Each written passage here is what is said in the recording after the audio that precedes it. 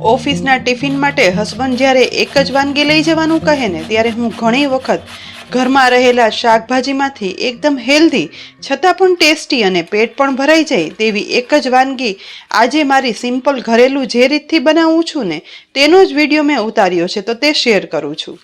Tiffin માટેની એક જ વાનગી બનાવવા માટે અહીં મેં નાની દૂધી અડધી હતી તો છાલ ઉખાડી અને લીધી છે। મોટા વાસણમાં મીડિયમ ખમણ થાય ને તેવી ખમણી રાખી આ દૂધીને ખમણી લઈશું। અહીં આજે મારી પાસે દૂધીનો એક ટુકડો હતો તો એટલું જ વાપર્યો છે। દૂધી ના હોય ને તો તેના બદલે બીજા વેજીટેબલ્સમાં જેવા કે ગાજર કેપ્સિકમ પણ લઈ શકાય। દૂધી ખમણાઈ ગઈ છે તો હવે એ જ રીતે 2 થી 3 લસણની કળીઓ લઈ તેને પણ આ જ રીતે ખમણી વડે ખમણી લઈશું। રેગ્યુલર સવારમાં ફટાફટ ટિફિન બનાવવાનું હોય છે ને તો આ રીતે અલગ અલગ સમારવાને બદલે હું બધું ખમણી લઉં છું। હવે અડધો ઇંચ આદુનો ટુકડો પણ એ જ રીતે ખમણી લેવાનો છે। ત્યાર પછી એક લીલું મરચું લઈ તેને પણ ખમણ કરી નાખશું। આ રીતે ખમણવાથી કંઈ પણ વસ્તુ ચોપ કરવાની કે સમારવાની જરૂર નથી પડતી અને ચપ્પુ વગર જ ફટાફટ બધા કામ થઈ જાય છે। નાના મોટા ટુકડામાં આદુ લાલ મરચાં અને લસણ સમારાઈ ગયું છે તો અહીં મેં થોડી એવી મેથીની ભાજી લીધી છે તેને પણ એકદમ સરસ ઝીણા ટુકડામાં ચપ્પુ વડે ચોપ કરી લઈશું જેથી આ વાનગીમાં ખાવાની મજા આવે। મેથીની સાથે પાલકની ભાજી કે મૂળાની ભાજી જે પણ હોય ને તે ઉમેરી શકાય અને સ્કીપ પણ કરી શકાય। મેથીની ભાજી સમારાઈ જાય ને એટલે થોડી એવી લીલી કોથમીર પણ લઈ તેને પણ એકદમ સરસ ચોપ થઈ જાય તેવી સમારી લેવાની જેથી એ બહાને કોથમીરની ફ્લેવર સાથે આ વાનગી સરસ બને। સમારેલી મેથી અને કોથમીરને પાણીથી ધોઈ અને સાફ કરી લેવાની જેથી ધૂળ કચરો નીકળી જાય। અહીં સાફ કરેલી મેથીની ભાજી અને કોથમીરને ખમણેલી દૂધી આદુ મરચાં અને લસણ સાથે પોળા બાઉલમાં ઉમેરી દઈશું। હવે તેની સાથે અહીં મેં 1 કપ ઓટ્સને આ રીતે મિક્સરમાં પીસી અને પાવડર કરી નાખ્યો છે જેમાંથી લગભગ પોણો કપ જેટલો અત્યારે ઉમેરી દઈશું। આ વાનગીમાં ઘઉંનો લોટ વાપરવો હોય તો તે પણ વાપરી શકાય પણ મેં ઓટ્સનો પાવડર વાપર્યો છે જેથી ટેસ્ટીની સાથે આ વાનગી હેલ્ધી પણ બની જાય। તેની સાથે પોણો કપ બેસન પણ ઉમેરી દઈશું અને 1 કપ બાજરાનો લોટ પણ ઉમેરીશું। હવે મસાલામાં 1 ટીસ્પૂન જેટલા સફેદ તલ 3/4 ટીસ્પૂન મીઠું 1/4 ટીસ્પૂન હળદર પાવડર 3/4 ટીસ્પૂન લાલ મરચું પાવડર 3/4 ટીસ્પૂન ધાણા જીરું પાવડર 1/4 ટીસ્પૂન હિંગ 1/8 ટીસ્પૂન બેકિંગ સોડા અને સાથે 1 ટીસ્પૂન તેલ ઉમેરી બધું હાથ વડે મિક્સ કરી દેવાનું છે। અહીંયા આજે આપણે દૂધી વાપરી છે સાથે જ મેથીની ભાજીને કોથમીર પાણીથી સાફ કર્યા છે જેથી થોડી ભીની એવી બંને ભાજીઓ અને દૂધીના કારણે બધા લોટ મિક્સ કરવામાં પાણી ઉમેરવાની જરૂર નહીં રહે। અહીં મેં આજે ઘરમાં હતા એટલા શાકભાજી ઉપયોગ કર્યા છે પણ તેની સાથે ગાજર વટાણા મકાઈના દાણા બધું વાપરી શકાય। અહીં બધું મિક્સ કરી અને લોટ બાંધતા મીડિયમ સોફ્ટ એવો લોટ બંધાઈ અને તૈયાર થયો છે। લોટ બંધાઈ જાય ને એટલે સ્ટીમરની હોલવાળી ડીશ લઈ તેમાં થોડું એવું તેલ ઉમેરી તળિયે લગાવી લેવાનું છે। ત્યાર પછી બનાવેલા લોટમાંથી થોડો એવો લોટ હાથમાં લઈ આ રીતે એક સરખા લાંબા મુઠિયા વાળવાના।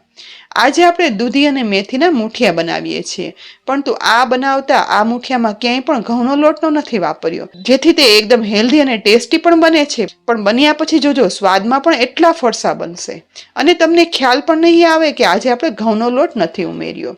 એક પછી એક મીડિયમથી નાની સાઈઝના પોળા ચપટા એવા મુઠિયા વાળી લેવાના। બધા મુઠિયા વળી જાય ને એટલે આ ડીશને લઈ ઉકળતા પાણીવાળા સ્ટીમરની અંદર ડીશ મૂકી દેવાની।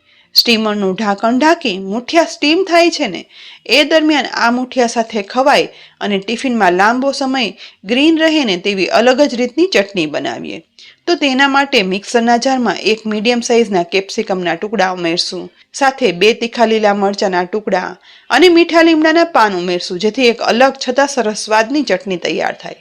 તેની સાથે સમારેલી કોથમીર જે પાણીથી ધોઈ અને રાખી છે ને તે પણ ઉમેરી દઈએ। સાથે અડધી ટીસ્પૂન ચોપ કરેલું આદુ 15 થી 20 નંગ સિંગદાણા ઉમેરી દેવાના। સાથે ચટણી લાંબો સમય ટિફિનમાં પણ એવી જ ગ્રીન રહે ને તે માટે 5 થી 6 ટુકડા બરફ ઉમેરશું। હવે અડધા લીંબુનો રસ નીચોવી દઈએ। એ પછી અડધી ટીસ્પૂન મીઠું 1 ટેબલસ્પૂન ખાંડ ઉમેરી જારનું ઢાંકણ ઢાંકી ચટણી પીસી લેવાની। પીસ્યા પછી એકદમ થીક ઓરિજિનલ ગ્રીન કલર સાથે બનેલી આ ચટણી બરફ અને લીંબુના કારણે લાંબો સમય આવી જ તાજી લીલા કલરની રહેશે જેથી ટિફિનમાં પણ કાળી ના પડતા ખાવાની મજા આવશે। લગભગ 12 થી 15 મિનિટમાં મુઠિયા બફાવાની એકદમ સરસ સુગંધ આવે છે તો સ્ટીમરનું ઢાંકણ ખોલતા જુઓ, અહીં મુઠિયા સ્ટીમ થઈ ગયા છે, એકદમ સરસ ફૂલ્યા પણ છે. ચપ્પુ વડે ચેક કરતા અંદર સુધી મુઠિયા ચડી પણ ગયા છે. તો સ્ટીમ થયેલા મુઠિયાની ડીશને બહાર કાઢી સ્ટેન્ડ પર રાખી દઈએ. બનેલા મુઠિયામાંથી એક મુઠિયા હાથમાં લઈ જોતા જુઓ, ઘઉંના લોટ વગર બનેલા આ મુઠિયા કેટલા સરસ ફરસા બની અને ફૂલ્યા છે. મુઠિયાને થોડા ઠંડા થવા દઈએ જેથી તેના એકદમ સરસ ટુકડા થાય. 5 મિનિટ મુઠિયામાંથી વરાળ નીકળી જાય ને એટલે પસંદગી પ્રમાણે નાના કે મોટા ટુકડામાં કટ કરી લેવાના. અંદર સુધી ચડેલા આ મુઠિયા ફરસા અને જાળીદાર બન્યા છે.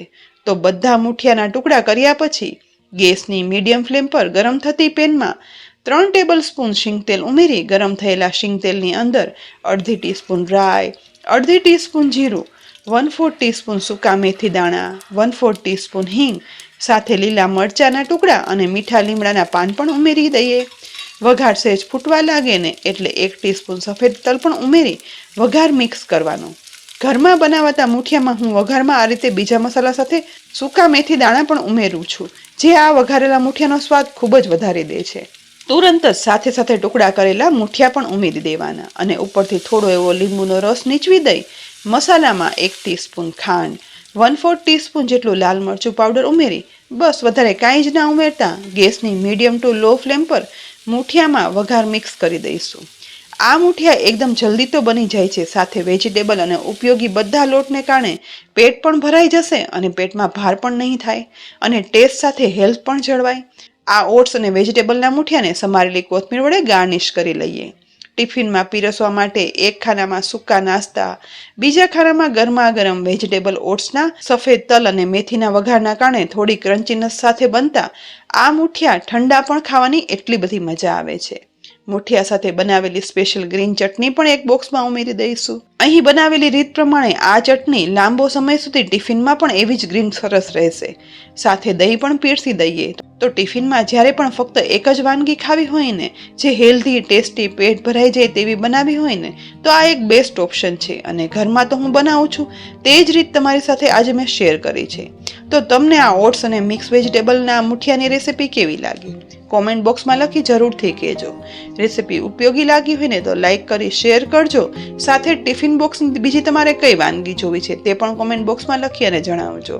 તેની સાથે જ અમારી યુટ્યુબ ચેનલને સબસ્ક્રાઈબ કરવાનું ના ભૂલતા અને સાથે સાથે અમારા ફેસબુકના પેજને લાઈક કરી અને ફોલો કરી લેજો, જેથી આવી અનેક ઉપયોગી રેસીપીના અપડેટ્સ તમને તુરંત જ મળે.